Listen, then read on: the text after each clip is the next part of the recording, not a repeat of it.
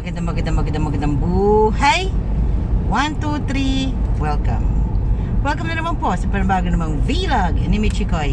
And good morning. So for today's video, ang pag-uusapan po natin ay yung Google Family Link.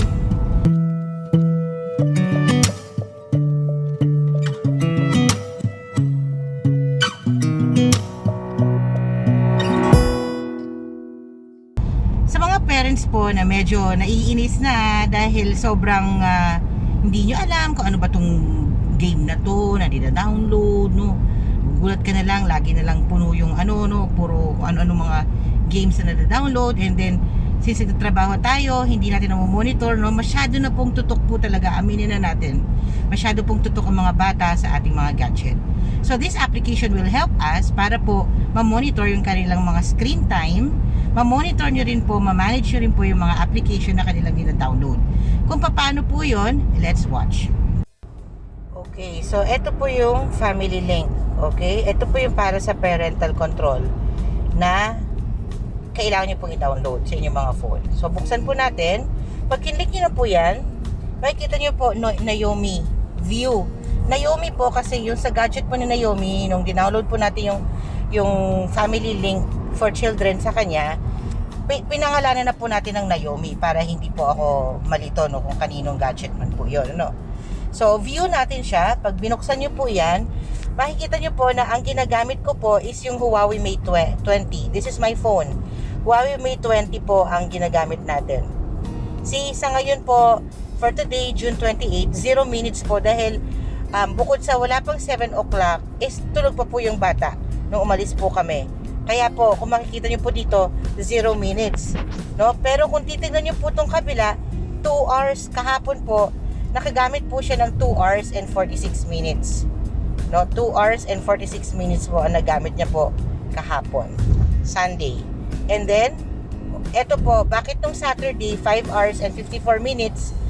Kasi po, sinet ko po yung araw na iyon as unlimited time for her. No, pinapagpahinga naman natin siya, no, pinapa-enjoy natin. See, makikita niyo po, no, yung history. Okay? So, dito rin po, no, sinabi po dito, dahil nga tulog pa siya, wala pa raw pong nagagamit na application ngayon, si Naomi. But, tingnan po natin yung kahapon. See? Kung makikita niyo po, kahapon po, nagamit po niya yung sa Google Chrome, 1 hour 54 minutes and 47 minutes sa Instagram. Ito po. Hindi po siya nag-spend ng time sa Messenger. Dito lang po talaga, no, sa Google Chrome, pinakamataas niya. And then Instagram.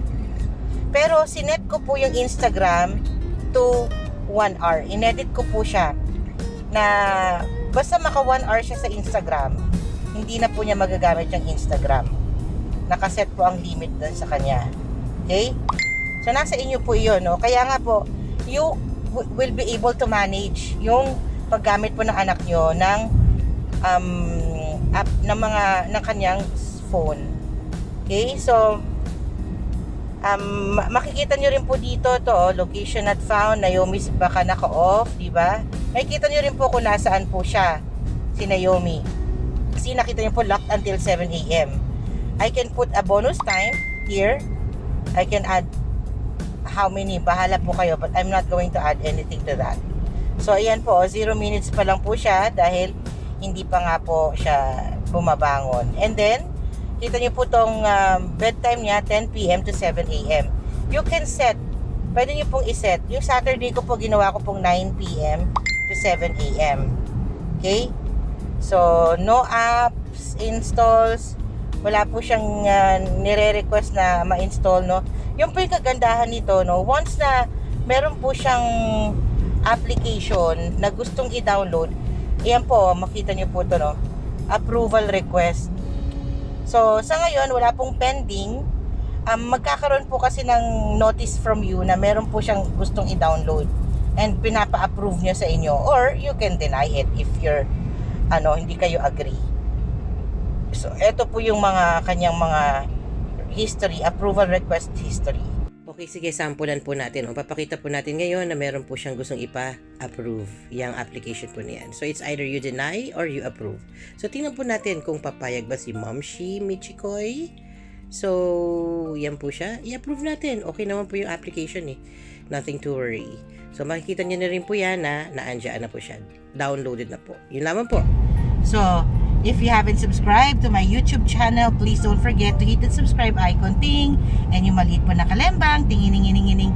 Click nyo na rin po yan so that you, ikaw nga, you will be notified in case I have a new vlog. Magandang buhay and God bless us all.